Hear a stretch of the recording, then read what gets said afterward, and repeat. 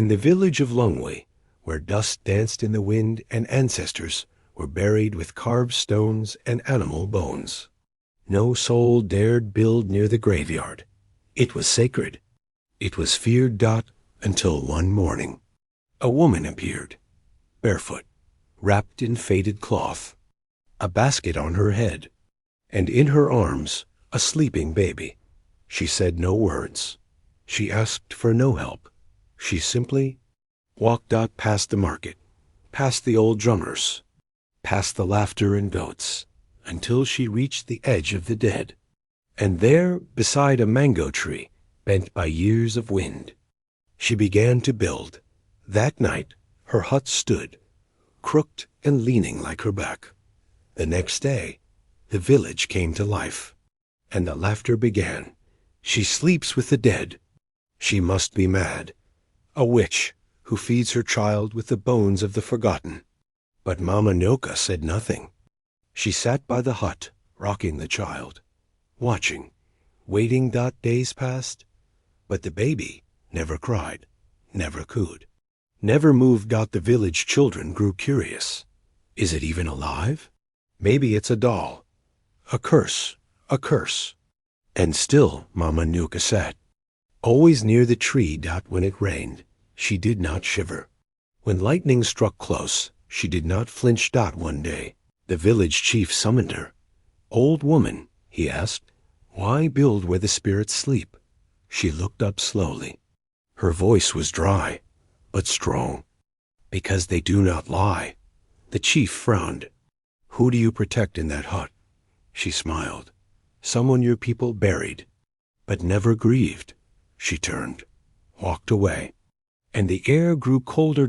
On the 21st night since her arrival, the drums of Lungwen silent. The sky turned black earlier than usual. The moon, hidden behind thick clouds, even the crickets, stopped. That night, Mama Nyoka lit no fire. She sat in the dark. And for the first time, she laid the child on the ground, facing the graves.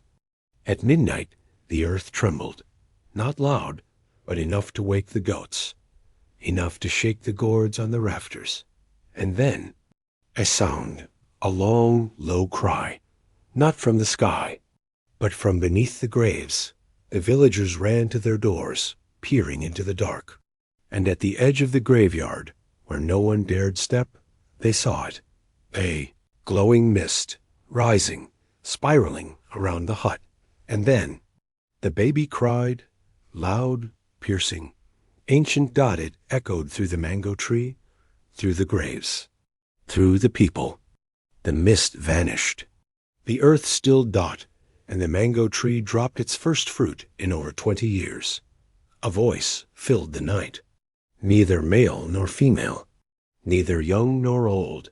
The forgotten remember, the unloved rise, the hidden child is the key.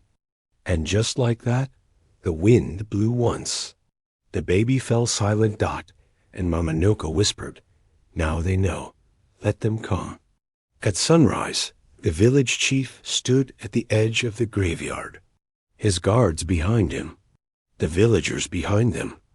Mama Nyoka did not kneel. She held the child in her arms, standing taller than ever before. What is this child? The chief demanded. She looked at him, calm, stern. Then she said, your son. Years ago, before the mango tree went silent, there was a woman, a maid, young, pure-hearted. She worked in the chief's house. The chief's son took her innocence. When her belly swelled, she was banished. Ashamed and exiled, she came to the graveyard to birth her son in silence. She died that night. And the boy, her boy, was taken by the spirits. The spirits took pity. They held the child between worlds, waiting for someone worthy to raise him. That someone was Mama Nyoka, the girl's mother.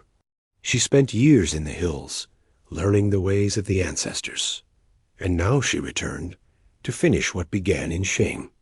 This child, she said, is the blood of your house and the breath of the dead. If you deny him again, Your house shall fall.